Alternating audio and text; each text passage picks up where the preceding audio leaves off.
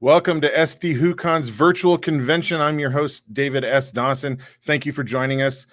Today's panel is with Idiot's Lantern, which is this incredible sketch comedy group who do all sorts of Doctor Who events, Gallifrey 1 being a big one. I've seen them on stage there personally. They're hilarious. And we're going to have a great conversation with them about their group and what they do, how they come up with all their zany ideas for putting the Doctor in interesting places. But before we do that, I want to encourage you to check out Pegasus Rising. That's the nonprofit that SD WhoCon supports. It's about helping veterans who are suffering with PTSD through animal therapy. So they introduce them to horses and animals that they can help take care of, and in turn, the animals help comfort and heal our veterans. So let's get into the panel. I'm going to bring in the leader of this group of people, Mr. Bob Mitsch. Hello, Bob. Hey, David. Glad to be here. How are you? As well as can be during these very strange times we live in. The strange times, yes, indeed. We were supposed to all be together for the. I know. But no, that's not happening. Kind of across the board. Yeah, but we're making do. We're making do. Absolutely. So, do you want to just give a brief overview of what Idiot's Lantern is and what you guys do before we bring in your cohorts? Well, yeah. I mean, basically, the Idiot's Lantern is a sketch comedy group. We cover all kinds of fun in the world of geekdom. We've done superhero stuff and Star Trek stuff, Star Wars, all the rest. But we are mostly known for doing a lot of Doctor Who parody at events like SD Who, which we had a great time with last year, and Gallifrey 1 and other events I could go on about. But yeah, we're big fans, we're big nerds, and we're also creative people that like to, have fun, let our hair down. Awesome. So who are we going to bring in first? I'd like to introduce my producer extraordinaire, Athena Stamos, and her husband, Brad Hansen.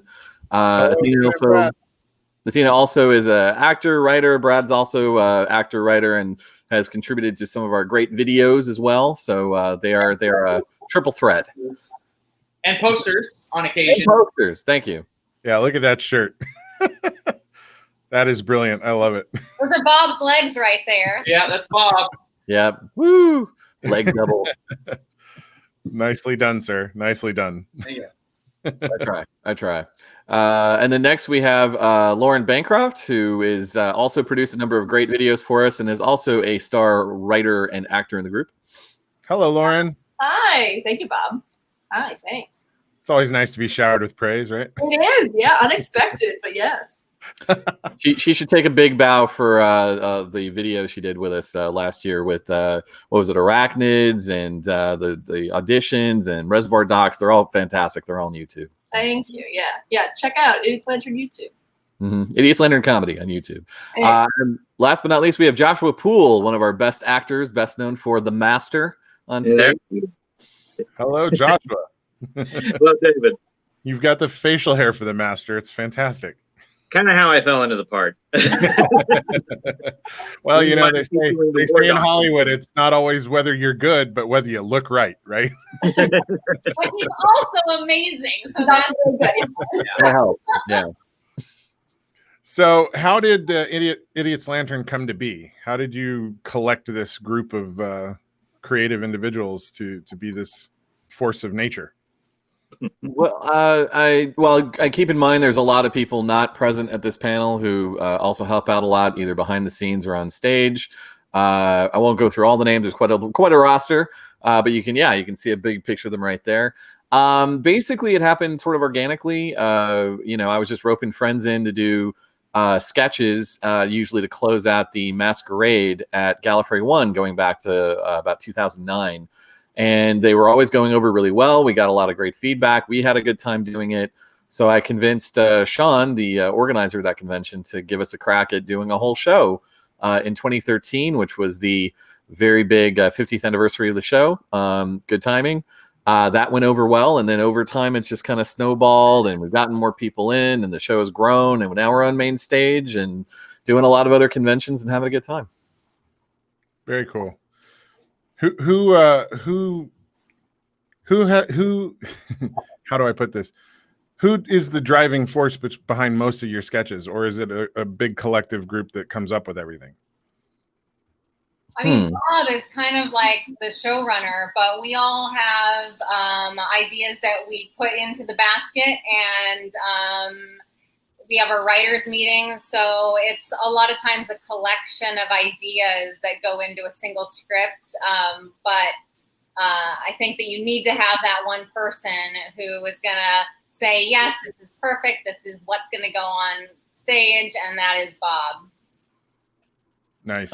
Yeah, that's more or less true. I mean, I do a lot of writing and rewriting, but to be fair, it's also very collaborative. As Athena said, we have a lot of writers' meetings in the months leading up to a particular show, and everyone pitches in. And sometimes people go off, do their own drafts. Other times it'll fall in my lap to sort of take what was spitballed and form it into something. And then, you know, we're always taking other ideas as we read it and tweak it and rehearse it. And, you know, it's always kind of a malleable thing. But yeah. That's true. Like Brad's written some scripts specifically. Most, you know, the big chunk of the scripts, Brad's written a few of those. So it is a group effort. And a lot of things we'll write and they won't make it in.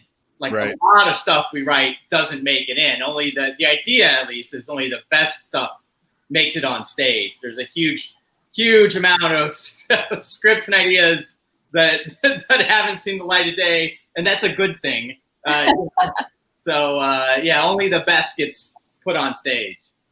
But speaking of the rejected scripts, we are pondering doing a recording of maybe some of the better rejected scripts. Basically doing a recording and showing them virtually at some point during this mess that we're in. What mess? What are you talking about? Well, Everything's normal. Everything's fine. It's all fine. Okay. So I'm bringing this image back up. So obviously the poster on the left there is, you know, a tribute to the Breakfast Club. How, when you guys are coming up with your sketches, how much is it Doctor Who? How much do you let other things influence and kind of bleed in as well? Because that's obviously a mashup of Doctor Who and Breakfast Club. Like how much mashing do you do, or is everything kind of just free flowing? I would say in more recent years, we've been embracing the mashup a lot more. I can name quite a lot of sketches we did at our last show, which had, you know, The Mandalorian and Bill and Ted show up. Commander Riker from TNG showed up. I think 2017 was the first year we really went down that rabbit hole. We had a lot of other cameos from like James Bond and Captain Kirk and Rick and Morty and all kinds of fun stuff. And if there's a fun idea to be had with merging those universes and we can produce it reasonably well, we totally embrace it. I mean, again, we're fans and we love to see the kind of what ifs could happen comedically by merging that kind of stuff. But I mean, we try to always stay true to our roots too. I mean, I would say that certainly if we're doing obviously SD Who or if we're doing Gallifrey 1, we know our audience. We know we've got to keep it, you know, primarily Doctor Who. But again, it all depends on what venue are we at and is the idea good, really. Right. I mean, and Brad's come up with some great stuff on the mashup front. And Athena had a great idea that involved Inside Out meeting Doctor Who that came off great. Oh, yeah, Inside Doctors. That was a good one. That sounds fascinating. Yeah, we have done other shows that weren't Doctor Who, like LA Comic Con, and there's another one. Silicon Valley Comic Con. So that will be more of the Avengers and that type of comedy. And I think, Bob, correct me if I'm wrong, but I feel like sometimes if we go like a year without new Doctor Who, sometimes we have to get a little creative. Yeah. Whereas we don't have a lot of new content to pull from. So I think when we're like, what can we do? I think our minds automatically drift towards crossovers, mashups, like connections to other pop culture things, just for lack of new Doctor Who content to poke fun at lovingly. Yeah, very true. But that's interesting because Doctor Who has such a history, right? Like, but if there's not new Doctor Who, it's hard to be fresh, right? Mm-hmm. But I said that's where it benefits having that history of Doctor Who, having 26 years of the classic show and Big Finish and the audios and the books and the now 15 plus years of the new show. So you know, it's in a weird way kind of a miracle we mined this much comedy. I mean, what is it, like 8 shows now worth of comedy out of Doctor Who, even with the mashup stuff. But it just goes to show you, I think, the versatility of the format and also the versatility of the different angles you can find humor in the show. Now, you guys do both the live stage stuff and you also do filmed sketches. What is your preference? Do you prefer doing stuff in front of a live audience, or do you like doing the kind of more produced stuff for the web? I think it depends who you're asking. Yeah. Yeah. If I can take this one, I prefer the video sketches. I think just because I really love being on set, and I love like picking an idea that someone in the group has had that might work on stage, but it would be better for a video. You know, like the Reservoir Dogs trailer parody that we did. Like that one probably couldn't play on stage like at all. Yeah. But you take it to a set with a camera with a great group of nerds who love Doctor Who, who are willing to put in the time to help us make this for free, essentially. Mm-hmm. Then you get this really cool finished product that has 30 plus people involved in front of and behind the camera to have this really cool thing to show at something like Gallifrey 1 or like a convention, like SD WhoCon. So I'll let you know a little secret too, Dave, is that the videos are also a great way to just give everyone time to change. Because it can be kind of, we always seem to need more videos to the point where there are some years where they will replay videos from years before, just because it's like you need that time for, there's only, like a dozen cast members, something like that typically. And so in any given show, someone probably has like 4 skits they're in. So they need to have time to run out and go get changed. And then that's where you play the video so that people aren't just sitting there twiddling their thumbs waiting for, the show to start. And just play a video and cover that up for those parts where there's not enough time to change the set and the costumes of people. You get kind of crazy. So the videos help with that as well as being kind of a different flavor. Right. Speaking for myself as an actor, it really depends on the day. I mean, I mostly learned in theater, live theater, school plays, community theater, that sort of thing. And I am comfortable there, and I do appreciate the back and forth with the audience. But I've also done a lot of work in film. I mean, nothing to really put on IMDb, save the occasional silent featured bit. Oh, it's Jimmy the Poole guy, but yeah, it's but film has its own benefits too. What can I say? I'm one of those actors who I like all of them. Maybe one day I'll prefer to do one medium than another, but yeah, I'm easy. You point me at where to act and I'll do it. Stick a microphone in front of me, I'll do the voiceover. That's it. Right. Yeah, I feel like it is nice to be able to film something because you don't need to memorize your lines as well. But the great thing about being on stage is getting that immediate feedback. It's like, oh, this is working. This was funny. It's not just in our heads that this is hilarious. There's definitely that stage fright at the beginning that I still get, but it's a rush and it's a lot of fun. And there is just something really unique about being able to perform live and get that instant feedback and what you've been working on for the past month plus. Very true. Yeah. And that was at San Diego WhoCon right there last year. Right there, yeah. Yeah, so some of our viewers may recognize that for sure.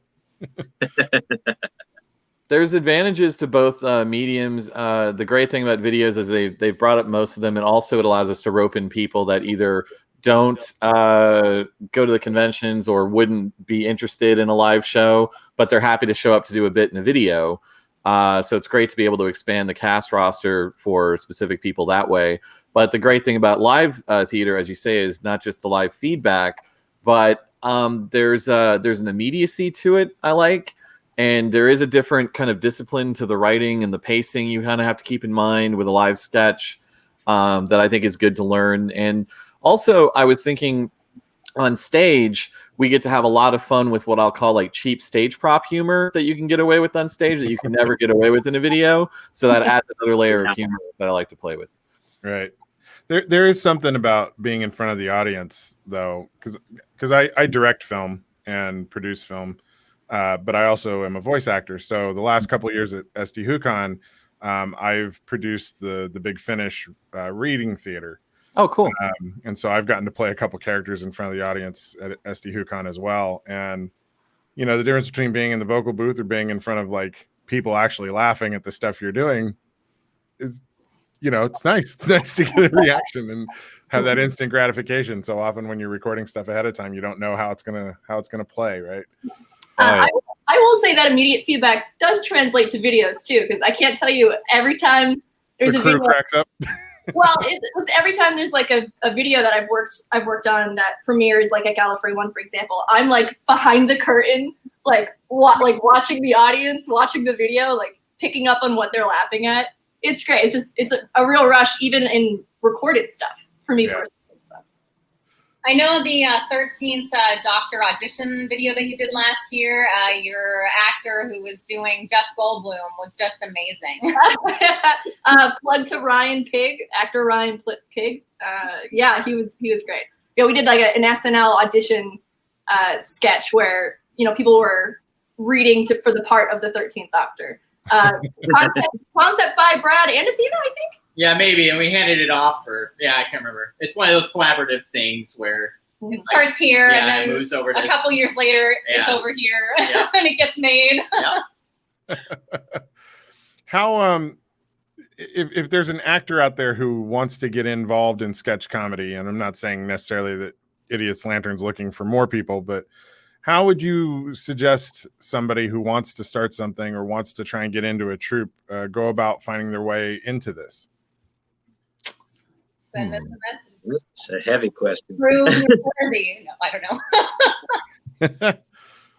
Well, in regards to Idiot's Lantern, if they want, they're welcome to reach out to me via Facebook at Bob Mitsch or Instagram. But I was going to say, you know, because we're always occasionally looking for new people to fill in, because we have a lot of great actors that have been through the troupe, but, you know, real life takes them away, or they got to move or something. And, you know, things happen. Life happens. But in terms of in general, goodness, I mean, yeah, I feel like the rest of you can answer this better than me. I mean, boy, I don't know, look for listings of improv troops or maybe improv classes you can join. And then maybe I almost believe in starting your own. Like, you find people that you think are good, and then you go out there and do stuff you think is funny. You know what I mean? Right. Yeah, I think the class option is definitely a good way to go. Because I'm on another sketch team called the Burbs, and we started, you know, taking sketch classes together, and then we all submitted to be on a house team, and then we got put on a team together, and we, you know, obviously we don't perform monthly right now, but we had a monthly showcase. So it's like, you know, the classes introduced us to the people who have the interest, and then we form friendships, and then you just create content together. So I think classes is a really good networking tool.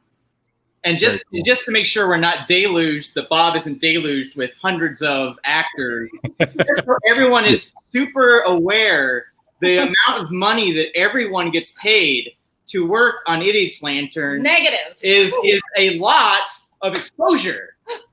Everyone's aware. Everyone does it because they love it, because they love that feedback. Creative people. It's a very fun sandbox to play in. You know, it's not something we do for the money. We do it because it's a lot of fun, and we get to hang out with our friends and make weird stuff. Yeah, I think that's the biggest thing. It's like, it's really nice to be in a group with your friends. It's a way to spend time together while being productive and putting something out there that people will connect with or find amusing. You know, that to me is the biggest part of this group that I love, is spending time with my friends in that creative way. No, that's fantastic. You know, I actually give the advice to everybody that they should take an improv class or a comedy class, a stand-up class, whatever. No matter what industry you're in, learning to think on your feet is helpful. Yeah, especially when, you know, somebody forgets their line, and then you gotta pick it up again. Well, if someone forgets their line, you're gonna jump in and save them, because you always do. He does. He's the king. King of saving. Except I'm not always on stage.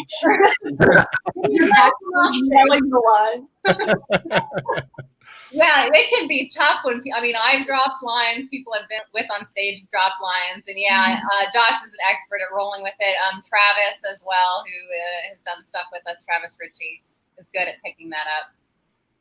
Or sometimes they just announce and lean into it, like Chad. So I mean, just depends on what you're dealing with. Yeah, well, he's got his thing that works for him. Right. True. What would you say is the biggest challenge with coming up with your ideas and moving forward on new sketches? Ooh. Huh. It's always I always feel like the first draft is the hardest part, because it's easy to have a fun idea and it's easy to refine that idea, but from a writing perspective, actually sitting down against a blank screen and writing out the actual first draft of the script is always the hardest, because usually it sucks because it's the first draft. I just feel like you have to break a lot of things, but hopefully as you're writing, you're also discovering lots of things. And then also it's tough during the writers' meetings. It's a matter of then everyone sits around and we have a dozen people or whatever, and we kind of read them out.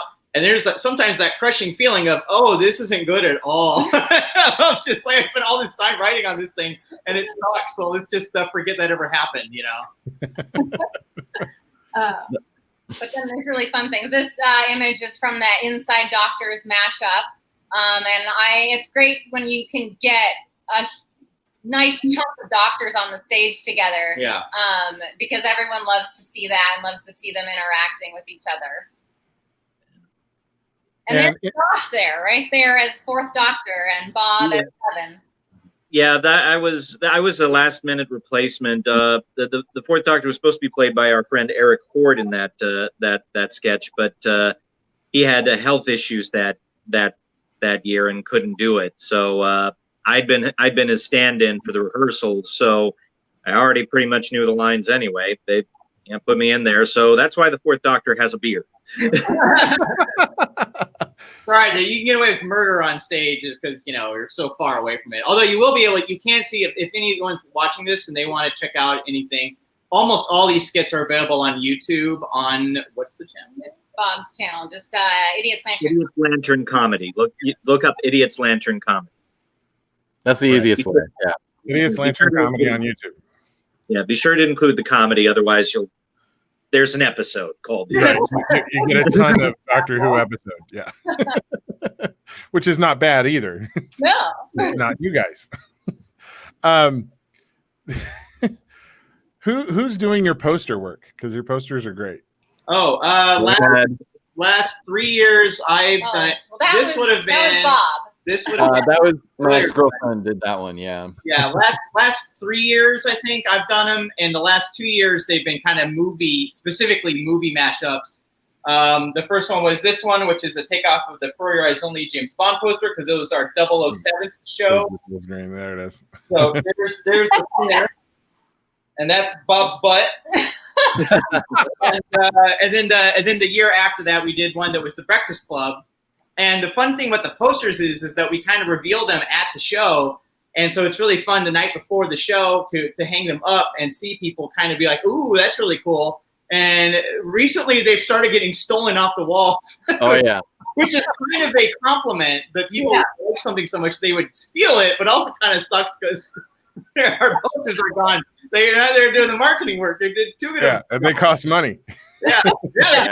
They are not cheap to print. But we've had some people send us images that they framed the posters and they get us to sign them, and it's pretty cute. That's pretty great. I mean, that's a big compliment. Well, maybe that's a future source of like, instead of like, oh, here's our album at the end of a concert, you guys are like, hey, buy the movie poster, we'll sign them. Buy thought about it. Buy the shirt, yes. Yeah, it's on TeePublic. I think the idea was to try to put some posters up there at some point, Bob, but we'll see what happens. I think you're going to say something? Yeah, I was just going to say, exactly that. Posters, T-shirts, maybe even a best of, I don't know, DVD or something. We push the merch, man. Merchandise. If you want merch, let us know, because it's demand. If there's demand, we'll make it happen. There's demand. Yes. Well, all I know is I'd buy that poster, that Breakfast Club poster. I think that's great. I love it. So obviously COVID has made everything a little different. Like we're sitting here remotely talking to one another. How's Idiot's Lantern navigating COVID? Are you guys able to keep working together and creating during this time, or have you been in a standstill? I would say certainly in the beginning, standstill. We were all just kind of reeling and trying to figure things out. It was very disappointing because we were about to do a show at WonderCon, which we had been trying to get into for a while. So we were very disappointed we didn't get to do that show, let alone San Diego, which, you know, that would be the stepping stone. But then we knew this was coming up, and this has actually helped to kind of galvanize us to kind of do exactly what we're doing right now, do virtual sketches and figure out how to adapt sketches into a virtual setting, and what else can we do within these constraints, and what else can we plan out in the future, like the unproduced scripts that Athena mentioned. So we've been working around it, and I think it's been mostly working. It's a learning curve, definitely, but you know, you work with restrictions and try to come up with the best you can. Right. Well, you know, they did the same thing in the 50th, right? When they got all the doctors together at the end, they were all virtually on screen, right? Right. So, you know, it's been established. You can figure out how to make it work. Mm-hmm. Yep. You just got to get creative. With a kettle and some string, as 10 would say to 5. But yeah, there you go. What is it you're hoping you can do in the next year? Like if we do get to start going back to conventions and stuff, do you guys have big ideas for what you want to do when you can do stuff in front of a crowd again? Well, you know, we've always got ideas floating around. Obviously we missed the stage. It's a real shame that we can't be there live at SD-HooCon, or you know, hearing about Gallifrey being pushed back for a year. But you know, beyond that, we have been talking about some virtual things to do in their stead. And then hopefully when things open back up, yeah, we'd love to get back on the convention circuit. And we've been talking occasionally about doing a small show at a theater here in LA, where we could kind of broaden things out a little bit and kind of see what else we could do outside of a convention scene. But, you know, you take it one step at a time. Not to mention, of course, Lauren's been bugging me to do more videos. So we definitely should do that. A John Wick 4 and K9 crossover. Yeah, that's gonna happen. It's gonna happen. That's what I want to do. That's like my white whale. It was supposed to be this coming galley, but that sounds brilliant. Right? I know we have a script floating out there with the 3 Romanas perhaps meeting in a unionized adventure. Nice. Joshua, what is it you'd like to do? You see, I'm the acting guy. I don't do much of the writing or the brainstorming. I just execute it. But man, I'd love to take another whack. Way back in like one of our second shows, we did like the 5 masters on stage. You know, it was like Delgado telling all his future incarnations how disappointed he was in them. And then Sim comes on and everybody's just like, who the hell is this? And then he reveals that he actually let himself die, and all the other masters who have, you know, moved the heavens just to get more regenerations are like, what? And go after and kill him. That was at like the tail end of a super long show. So I don't know if as many people saw that as I would have liked. It's on YouTube, of course, but I know I'd love to take another crack at that and see, you know, what we could do with that, especially now that we've got Missy and, you know, the Spy Master and all that. Sure. Speaking of Missy, how has the development of essentially 2 of the main characters in the Doctor Who universe shifting genders to female, how has that affected the sketches that you've been making? Because now you've got 2 heavy female leads in Doctor Who, which we didn't have really ever before. Has that affected the comedy and the things that you've been able to do? Has it changed some of the storytelling that you do? Yes and no. I mean, because in many ways, the Doctor and the Master are still the Doctor and the Master. But bearing that in mind, we've certainly factored it into certain sketches where we could highlight it. We did a sketch a couple of years ago, right after the announcement, that took it to its logical conclusion and gender flipped everybody.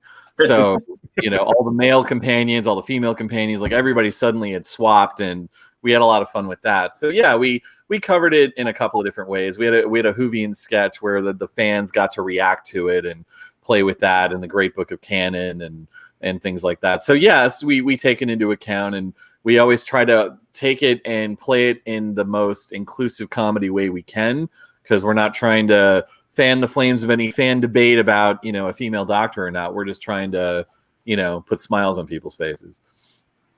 And hey, as we get more stage time, so that's it. True. So you're not against it then?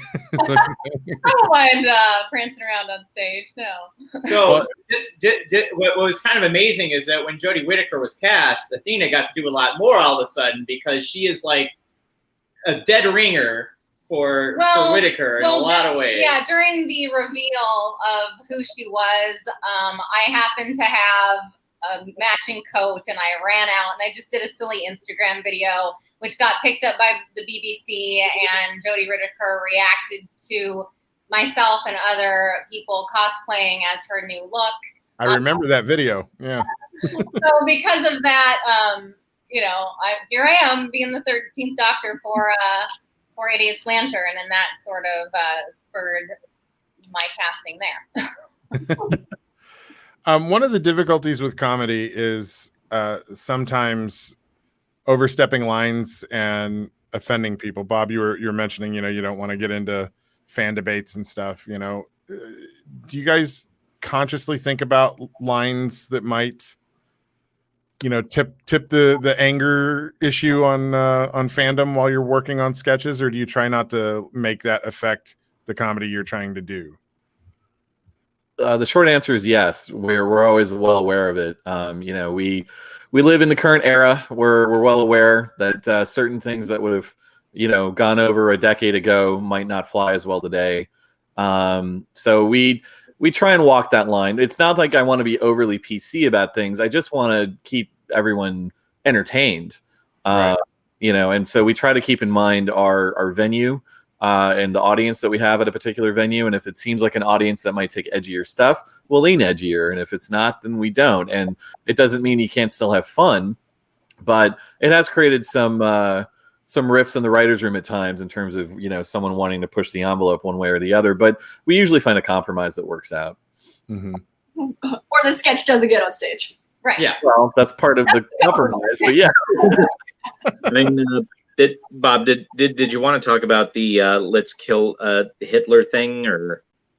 I don't know if we need to deep dive into it. The bottom line is, I would just say, if a sketch is going to get too much into real world, like religion, politics, I don't see the need to go there. But if it's, say, a fan divisive thing, like people not being happy with what Stephen Moffat's doing with the show, that's kind of more fair game, Yeah, for sure.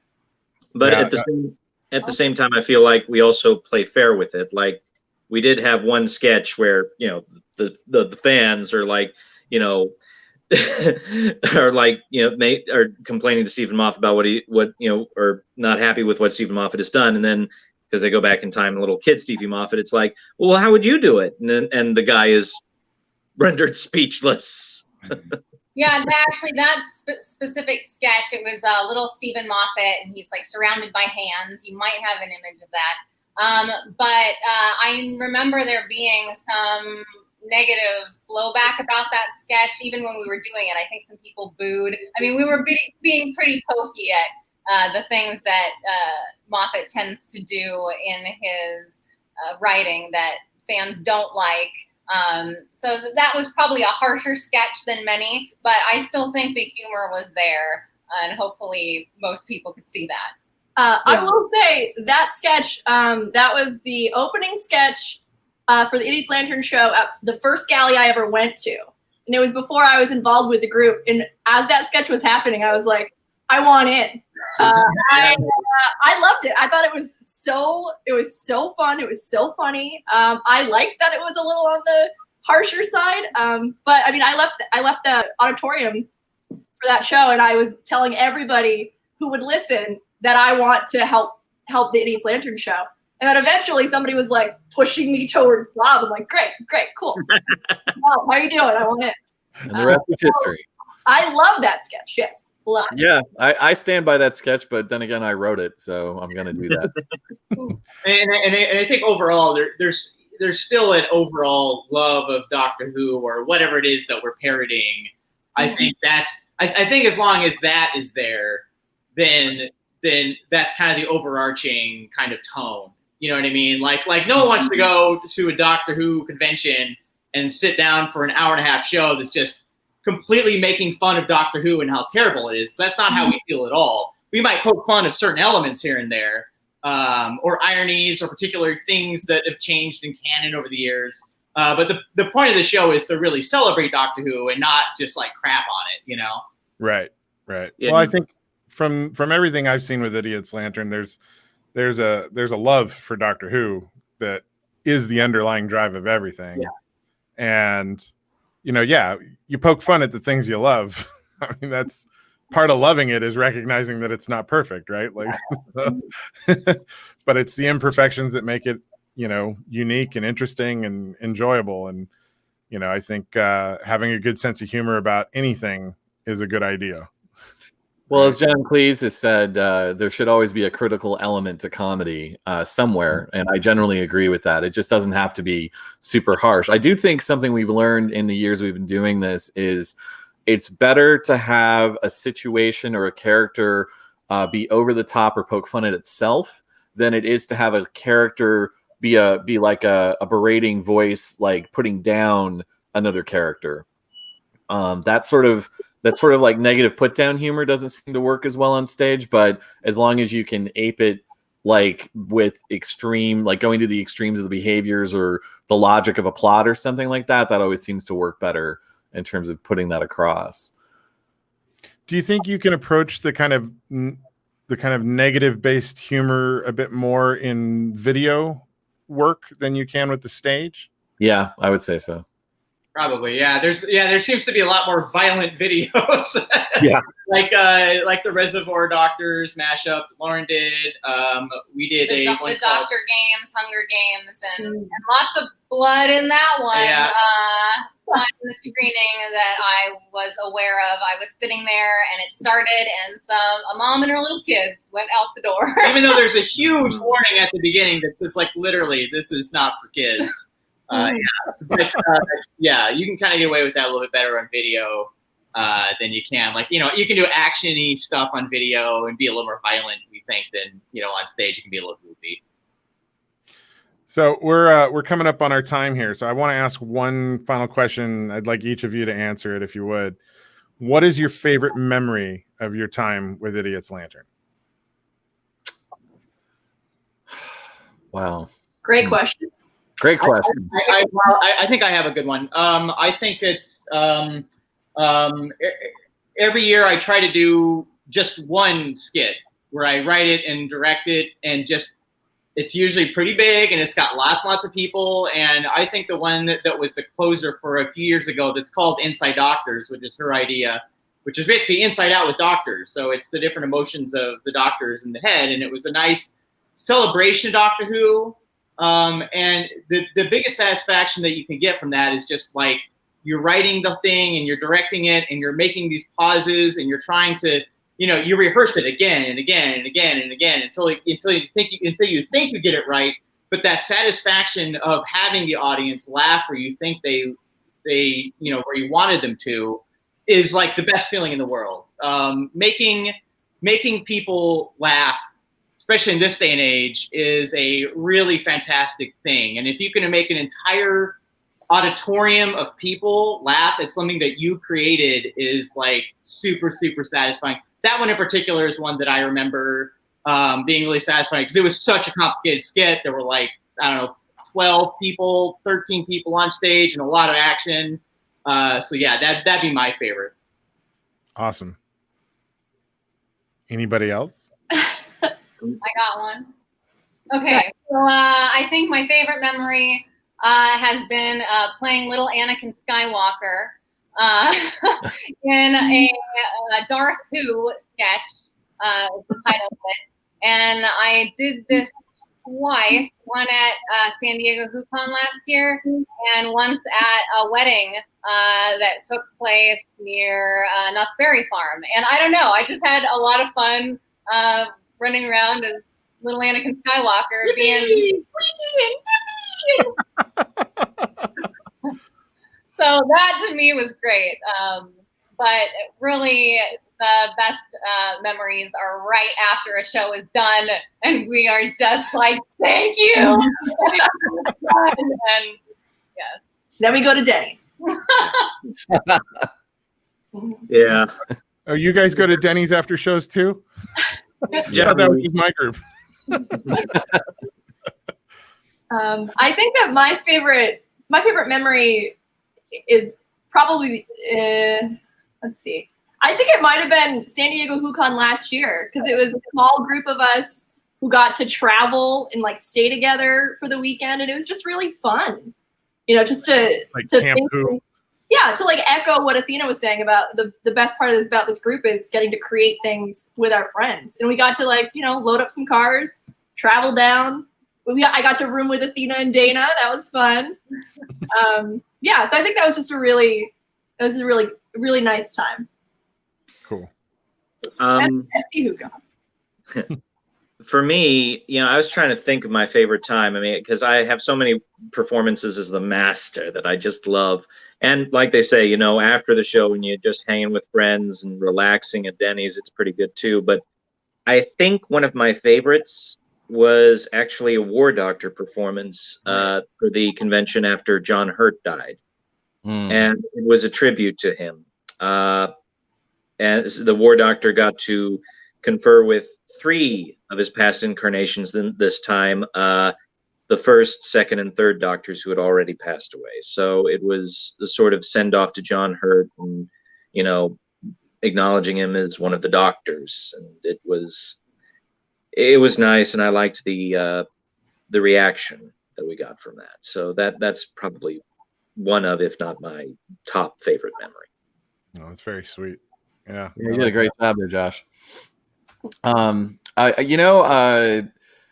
One, not to put down what Brad said at all, I would say certainly in a general sense, it's that sense of laughter that, hey, the material delivered and everybody likes it, and we got laughs where we were supposed to. There's nothing that does replace that feeling. It's really, really great. But luckily we've been blessed with great crowds, and for the most part, our stuff tends to land. You always have the occasional one that doesn't, but I think we've got a pretty good hit record.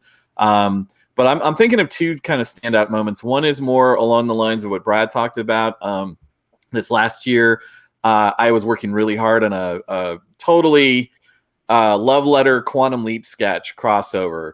And it was also very complicated sketch, a lot of actors, a lot of stage prop humor, a lot of moving parts, a lot of audio cues. And the night before the show, it was not coming together. Like, it looked like it was going to be a disaster. And I came like this close to cutting it. But then I thought, well, we're just going to do it and hope. And I sat down with our tech guy and we went over all the cues again. And I talked to everybody. And on the night, it pretty much came off without a hitch. And it was, and all the laughs hit at the right points too. So I was very not only relieved, but so happy that this thing sort of got off the ground by the skin of its teeth. So that's a great feeling when it comes together. But the other standout memory for me as a performer is there's always times on stage where things can go a little awry. Things can go a little left field. Anyone can look at the 6th and 12th Doctor sketches to see what I'm talking about with Kevin and Chad. But for me, do you remember this, Lauren, when we did TARDIS Uber and I did the bit as the 9th Doctor saying the air from my lungs, and I'm doing this, and then I can see you're about to crack up, but you held it. But then I cracked up, and I cracked up, you cracked up, and I'm just like, all right, well, we've lost this. But the audience was totally with it, and it was a wonderful moment. I just love it when that happens. I think audiences are always secretly waiting for the cast to crack. Yeah. Yeah. Well, that they want to know that we're having fun, and we always are. Well, Exactly. not always. We most of the time we are.